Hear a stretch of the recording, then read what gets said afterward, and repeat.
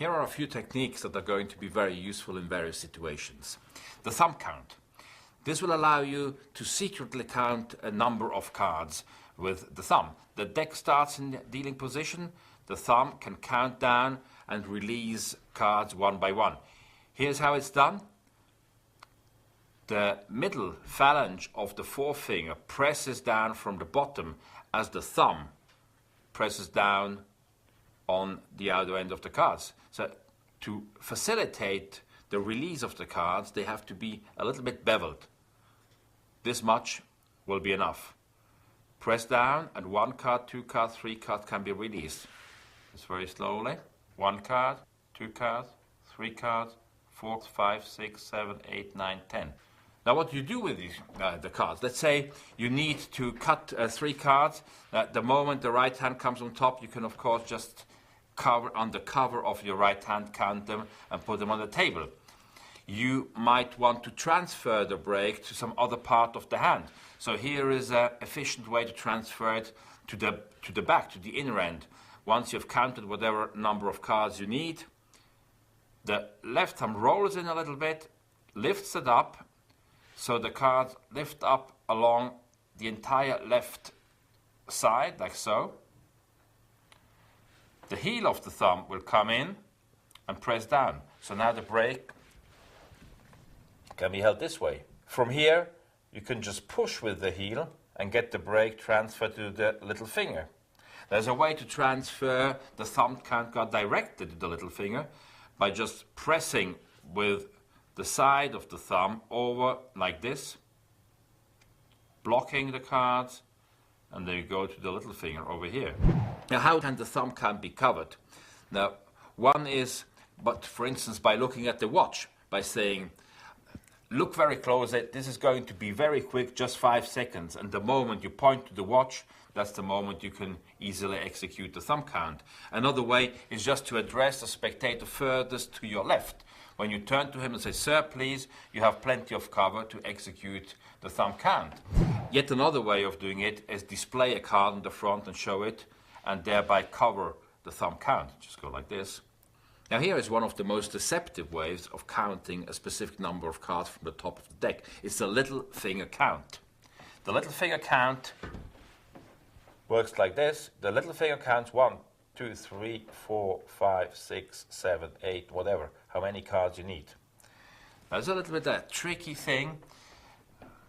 It has nothing to do with force. It's a question of coordination, the ability to move fingers independently. The grip we start in is a traditional dealing position. The left thumb blocks similarly to the peak, yes, this part of the deck. Like again, imagine a nail going through here. Before you start, you can slightly give the deck a slight bridge, but very slight. That's enough. That's enough. Not too much. Not too much. The deck is beveled, but I'm going to exaggerate to make the point in such a way. It's a little bit turned, so it's not beveled as usual, like this or like that or like this. It's beveled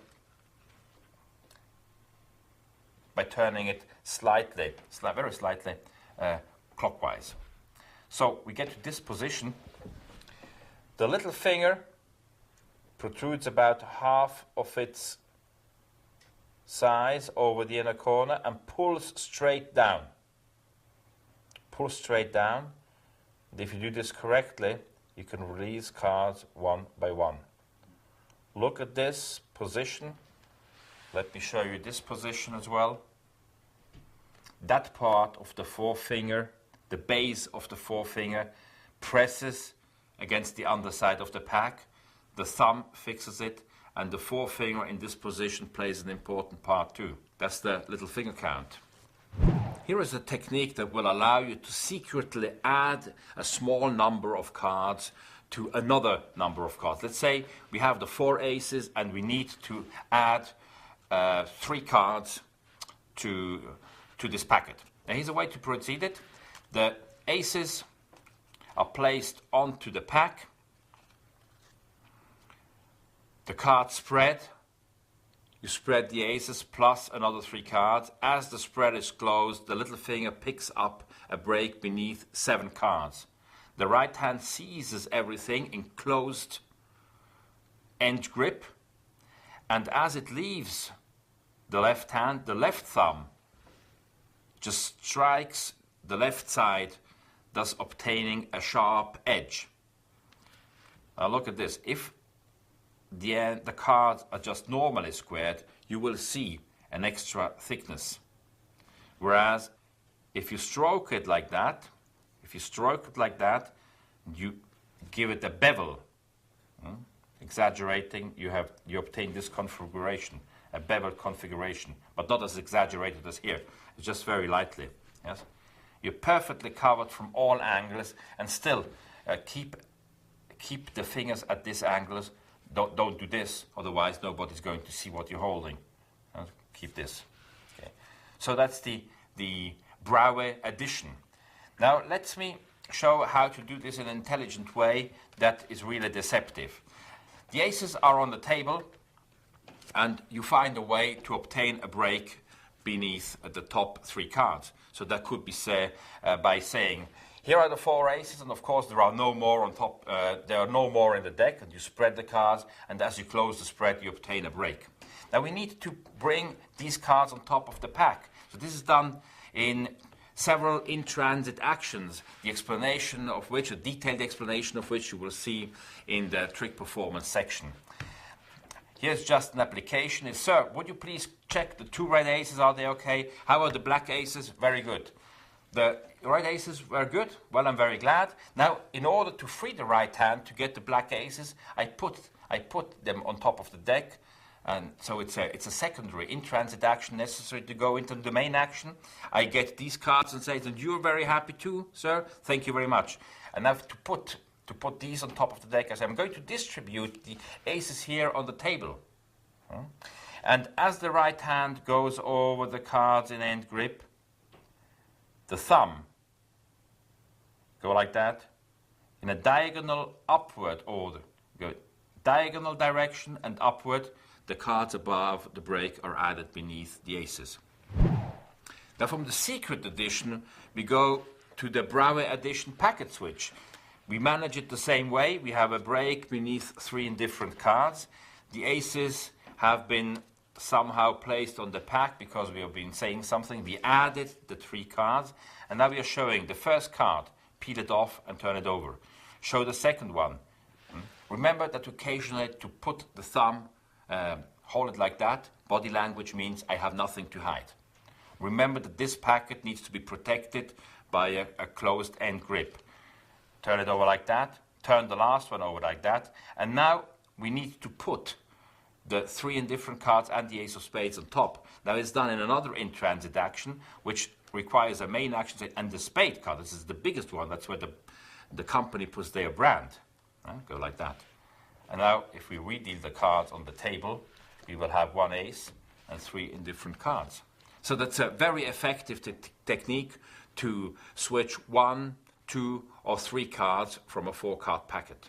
The multiple pushover will allow you to secretly push over several cards. Let's start by looking at how to push over 2 cards in one movement. So if you push over a single card, that's what you do. You do a very similar movement to push over 2 cards, only that you retract the thumb a little bit more, which means that when you've pushed over the top card, like half an inch or so, part of the thumb will touch the second card from the top, and you can push it over like that. So a double pushover looks like this. Remember that these fingers serve as sensors and as a guide. The middle finger feels the first card and the second card going over it, and the forefinger acts as a sort of guide. So how can we use that? We can use it, for instance, when we spread the card to have a card selected and want to be replaced at a specific position. Let's say we want to have it replaced at 13th from the top. We can spread the cards and have a card selected. As the spectator looks at it and shows it to everybody else, we start spreading the cards and now push the cards in groups of 2, which is exactly the same than what we just did, just repeated. So we do 1, 2, 3, 4, 5, 6. That looks very natural. But say, sir, please remember your card, of course, and put it back whenever you like. We use the previously explained crocodile technique to helpfully suggest to the spectator that he should put it back exactly there. If he doesn't, we use the same strategy. We just take it out and say, then please don't forget the card, and we put it back exactly where we need it. So another application is as a false count. Let's say we are dealing 1, 2, 3, 4, 5 cards on the table. In reality, we've used the double push-off to deal 6 cards. So here's what we do. We count 1, we count 2, 3. Now after 3, the spectators get accustomed to the action. It's also a triple action of conditioned naturalness. We have really done 3 times, one after the other, what we said we would do. And that's where we look up. At that moment, we execute the double push-off, put down, then go back and put an innocent single card, which confirms what we've done. Later you will see how you can use the same technique as a basis for a double lift, to show 2 cards as 1, or as the basis of a deceptive second deal, to deal the second card rather than the first card. And of course, the double push-off is a very efficient way to simply obtain a break under the top 2 cards in preparation, for instance, for a double lift. So we push 1, we push 2, then push both back, and in the backward movement, the little finger is inserted. Push 1, push 2, in the backward movement. Of course, this is covered by a gesture, by saying, sir, would you please join me here at the table? That's more than enough to execute this movement. Goes down, goes back. Now, after a while, you will be able to minimize this push-off so that when you push, you practically have 2 cards aligned about the width of the white border. That's the ideal case. But it doesn't matter if it's more, as long as the overall action is natural and unsuspicious. In many applications, you will be required to obtain a break above 1 or 2 or 3 or more cards which rest on the bottom of the deck. For this, we use the buckle technique. Now, here is how it works to obtain, for instance, a break above the bottom 2 cards. The deck is held in normal dealing position. The forefinger goes underneath the deck, like so, and now presses diagonally. Don't press this way, press this way diagonally towards the heel of the thumb. And if you do this very lightly, do this with a very light grip, something will happen, the bottom card will separate. As soon as this separates lightly, you can use the little finger to go down. You wouldn't do it that much, of course, just separate it lightly and just go a little bit more, and you have your little finger break, which you can transfer to the thumb if it is necessary. Now let me show you exactly from the front. The forefinger moves in a diagonal position. Avoid this. You don't want to have a movement towards the left because you're going to have this. Look at the forefinger as a unit. It's not the pad of the forefinger that presses, it's the whole part of this forefinger that presses on the underside of the pack.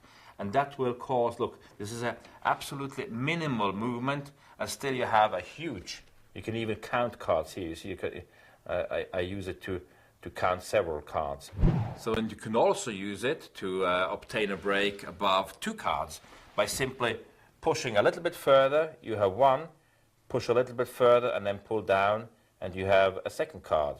We can use the buckle of a card to affect a very deceptive switch for a card. So let me show you.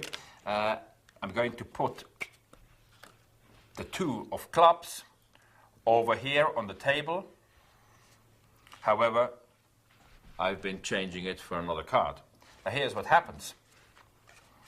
As the right hand comes over the deck to grab it in end grip, the left forefinger uses the cover to buckle the bottom card. So we are obtaining a break above the bottom card with the right thumb. Again, to protect this, we give the deck a little bevel, so you get into this angle rather than that. If you do a good bevel, you even probably, it will be quite invisible for somebody who's looking from the side. So you have it there, which is totally different if you held the card like this. We swing cut the top half into the left hand and use the right hand to show this card. This can be done once or twice, and as we turn it over again, we drop. That's a tip over. Addition is also known as the drop switch. We drop or add the broken card, like this. Now, how can you do it in such a way that we have a good cover? Now, one way of doing is pointing in the gesture of turning it over to a spot on the table. So this will make, try to do this in slow motion for you, go like this and go like this, and it will effectively cover the card, especially from the front, but also from the sides. We can also use it if we have a repetitious action. Let's say we say, we're going to put one card over here, one card over there, and the last card is the 9 is going to be over here. So by using conditioned naturalness, we do it twice in a harmless fashion, and the last time we apply the tip over addition.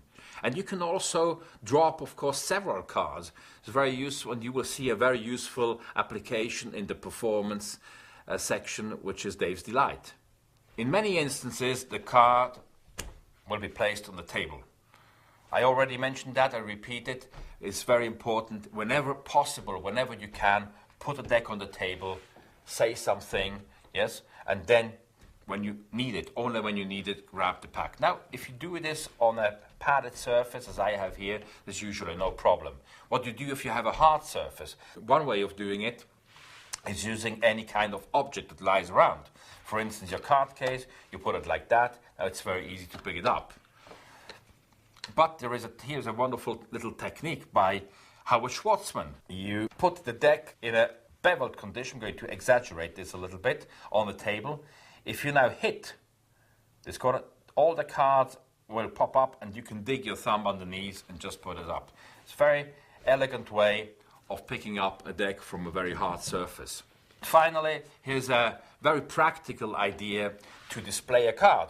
Especially if you have a bit of a larger audience, you can use the card case and just put the card against the flap like this. Or you can do it like this.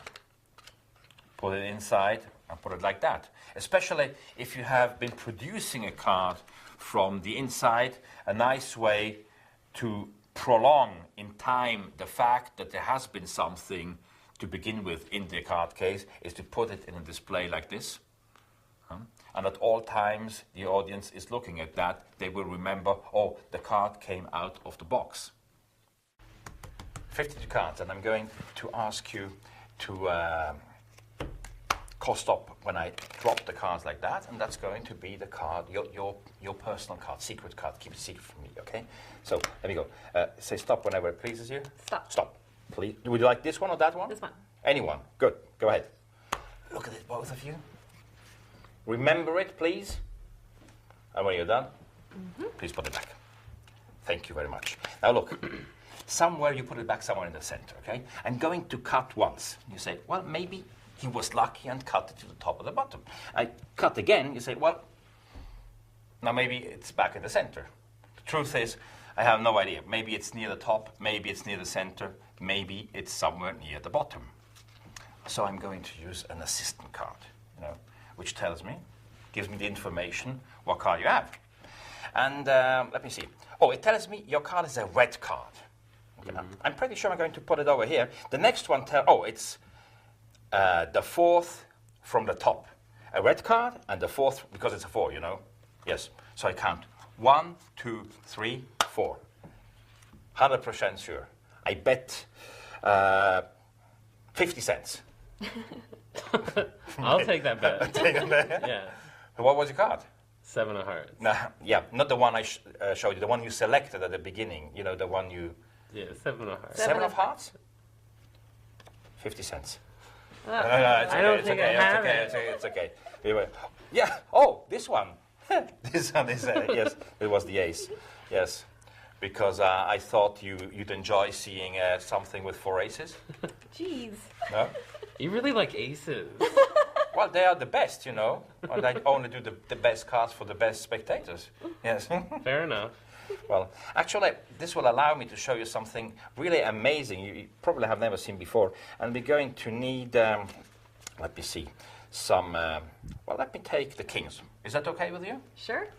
Sir, with you the kings, I think it's a good choice too. Yeah, it's good, great. Good. Look, let me see, kings, king of hearts. And, well, actually, you may have a look. The aces are okay? Mm-hmm. Yes. How are the king, John? They're there. You happy with them? Yes. So, 4 kings and 4 aces, which I'm going to give here on the table, here, in 2 piles. Good. So, the aces, you know them by name. There's the 2 red aces, there's diamonds and hearts, and this is club and spades, correct? Yes. Spade is very important, also with the kings, you know. The other ones maybe are not so important, but the spade is very important. Okay, so the spade guards the kings, and here the aces are guarded by the ace of spades, right? Okay, good. Now look, I do this very slowly, very clearly. You look from here, you look from there. Nonetheless, look, I transpose the leader cards, and something happens that the other cards, they have followed, look, because here I have now the 4 kings, and here are, oh, okay, I'm going to challenge myself and do this even more difficult. Yes, it's true. John, say stop whenever it pleases you, when I riffle down like that. Stop. Stop. Okay, I'm going to separate here. I'm going to take 1, 2, 3, and just the card that happens to be there. Okay? Now look, even more incredible. 8, haphazardly chosen, right? From the pack. Very slowly. You look. Yes? Yes, you look? Look. Not yet happened. Now it happens. Look. You see? Because look, here you have 1. The ace is over there. But what's over there? I mean, that is something I never understand. How do the 8s go there? I don't know what That's you're doing. crazy. I mean, that's really crazy. That was awesome. Yes. Dave's Delight is Dave Leatherman's take on the Partagacel, a trick plot invented by Joaquin Partagas, a famous Spanish magician of the 19th century. And well, most people will know the plot by the name of Danbury Delusion, associated with one of the greatest sleight of hand artists, who was Charlie Miller. Now, in this particular version, we are using a little setup. It's 4 aces on the bottom of the deck, with a 4 on the 4th position from the bottom. Now you will see that we have already used a similar structure before, which is in the Coué test. Now I have chosen a second trick on purpose to illustrate that the same theme can be treated in many different ways.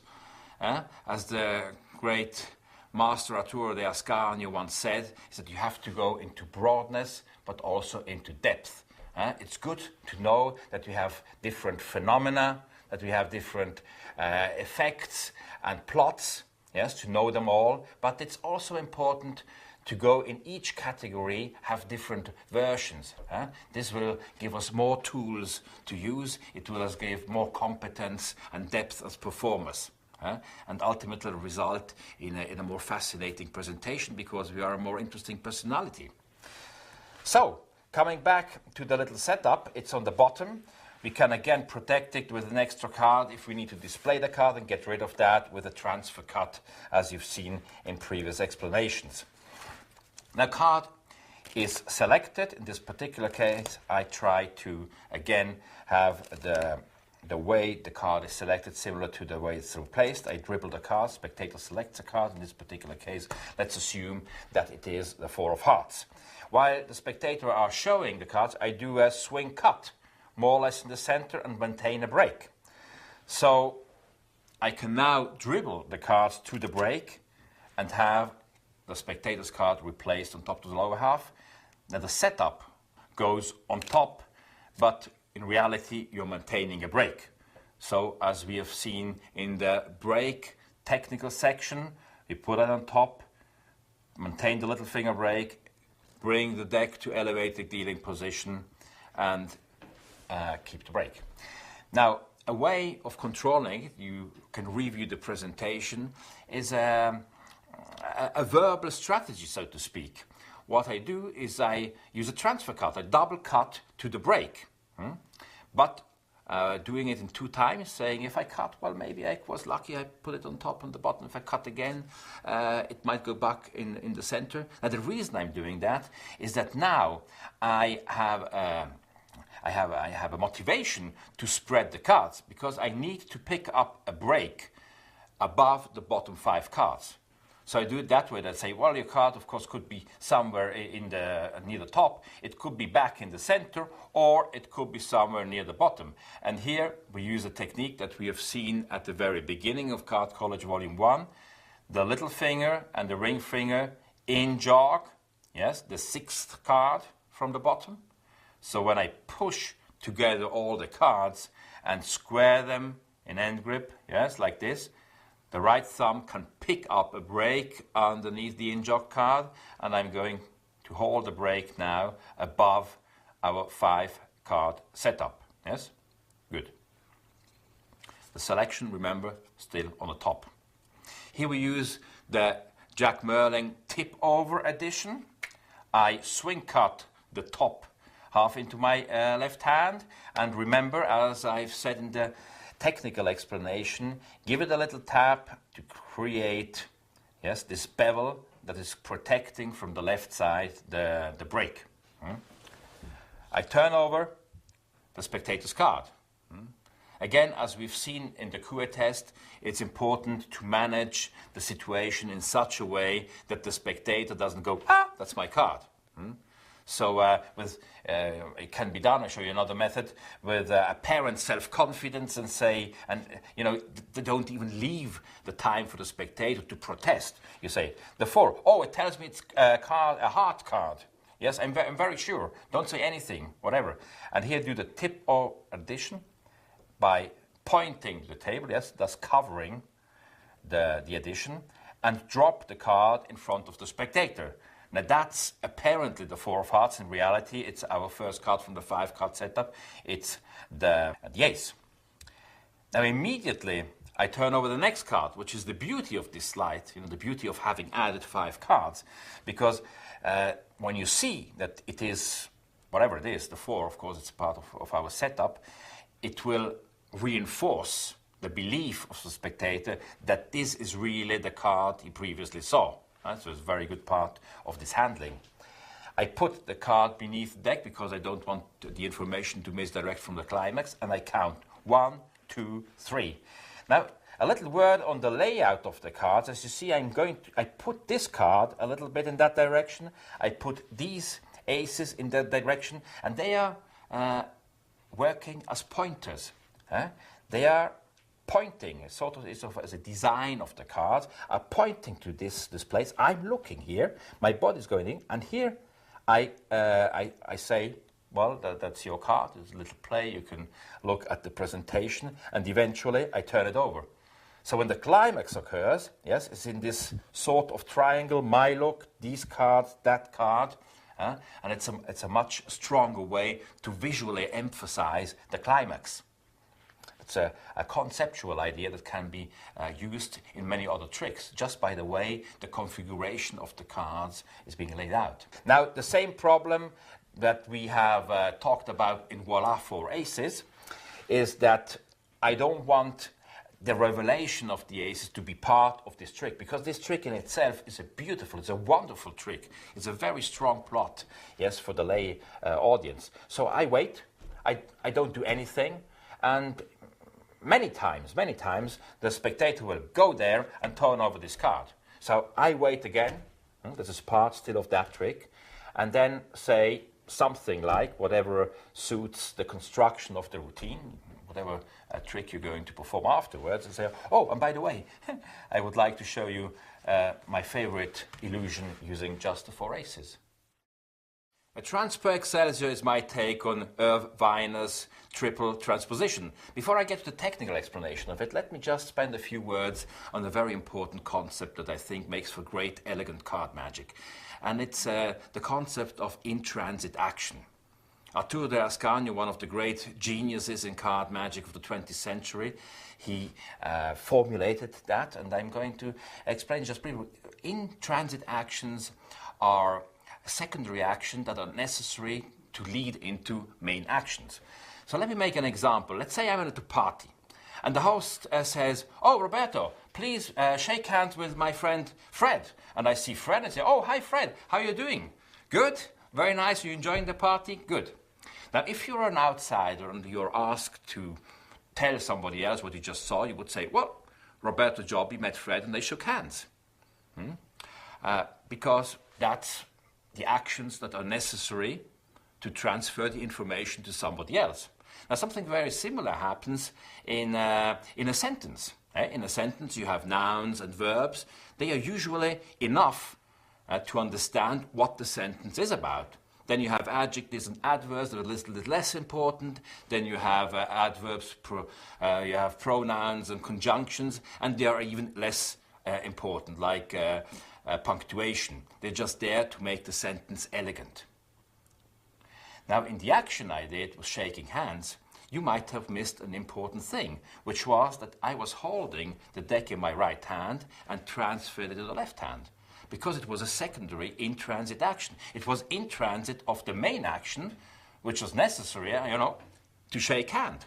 Not only did you probably misremember that, you probably didn't even see that I turned over the pack in the action. So the in-transit actions says, the law of the in-transit action says, put the trick action where the sleight of hand takes place in the in-transit action. So at the moment the spectator look at the whole action, they first won't see the action, or at least they will notice it less. But also in the reconstruction phase, which always follows the experience of the effect, you have the climax, and then you have a little reconstruction phase, when people think, "Oh, how did he do that?"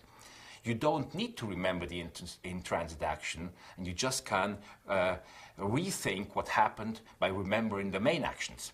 So let's see how this concept is being applied in this next effect I'm going to explain to you. Now, what we need are the 4 aces, and you might want to do this at the end of a 4-ace production, like we've seen in Dave's Delight, for instance, or Voila 4 aces. And you need another 4 cards, a set of 4 of a kind. In this case, I'm going to use the kings. Now again, we can take out the kings just from the deck and go into Transpo Excelsior, or use another trick to produce the kings. So I leave this entirely up to you.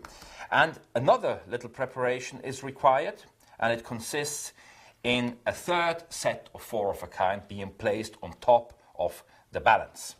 So I'm going to take this particular case, the 8s. Now let's see how we can apply the in-transit actions here, because I'm going to need to put the aces on the kings and all 8 cards on top, steal the top 3 cards, yes, and do the Braue Addition move. So let me proceed and show it. I say the 4 aces, and I can have a spectator look at them. Maybe I give these to look at them. I take the kings back, and I say, "How are the kings? It's okay." And then I ask the spectator, "May I have the aces back?" Now, in order to get them back, my hand is occupied. So I will put the kings in transit on top of the deck. Now, on top of the deck, I already have a break beneath the top 3 cards, which are the 3 8s. I'm going to add to the kings. So I see the aces. How are the aces? Now I need to have another in-transit action to put the aces on the kings. So I say I'm going to put these here on the table, here and here. You see how instead of just taking the cards and putting them on the deck because I need it for the method, I found a way around it and elegantly created 2 in-transit actions to put the 8 cards. Now they're on the top. Now I'm going to add the cards in the next in-transit action. I'm going to put the finger on top, elevate everything to sort of fingertip dealing position like that. And in the action, which is the main action, in transit, the 3 indifferent cards are picked up. So we have now in the right hand 4 and 4 and 3. Okay? So here's where the Braue Addition move comes in. I show 1, 2, 3, and the ace of spades, which I emphasize, and do exactly the same thing, 1, 2, 3, and put the king on top as an in-transit action because the main action is pointing to it. Yes, and that's the last one. And I go from left to right, easy to remember because we read from the left to the right. So I say with the king of spades, the kings, and with the ace of spades. There's a little discrepancy here because the first card should be an ace, but if it's done in rhythm, yes, you pick up again what you said before, and it will make sense because the final image, yes, coincides with the way you say it. So here is the effect. I do have at the present moment the 3 aces on top, followed by the last, the 4th 8, which in reality, yes, belongs to the 3 8s over here, and over here we have the kings. So we're almost set to make the rest automatic. The only thing I do is I want to bring this stock to the center of the balance. I do this by chopping off about half the pack, in-jogging the next card, and shuffling off, and I leave the balance in this configuration on the table. Now, the transposition. To make this very clear, here is how I recommend doing it. I will exchange the cards and leave the hands crossed. Yes, so the audience can remember that the crossing happened, and then, yes, symbolize, so to speak, yes, the transposition by uncrossing the hands. Immediately, I turn over the kings, which is a first effect. I start the action, yes? Like you've seen in the false swing cut, the action, the actio interruptus. I almost start turning them over, and I think, no, I'm going to make this even more difficult, challenge myself, whatever, you know, and thus find a reason to go back to the rest of the cards. Here, in squaring, which is the main action. Again, we have transit actions everywhere, really. In the main action is a squaring, but the in-transit action is pushing the in-jog card in and obtaining a break underneath it. So what I have now is I have the 3 aces below the break, followed by the 4th card belonging to the set, which is already on the table. So I riffle, force it, spectators say stop, I separate at this point, deal 1, 2, 3 cards, which are the 3 aces, and turn apparently a haphazard card, which of course is exactly the card I've prepared before. Now exactly the same thing like here. I cross the arms as I transpose the leader cards, uncross them to show the invisible travel, turn over 1, 2, 3 aces. And now, well, you might want to think about this problem yourself. How are you going to disclose the 8s? There are different ways to do that. Well, you can review the presentation part where I perform this effect and see how I do that. Yes, where I say, oh, and it's always the 4 8s, which of course is an amazing thing because these cards came out of the center, and how could these be, you know, the 4 of cards from a apparently haphazardly chosen card?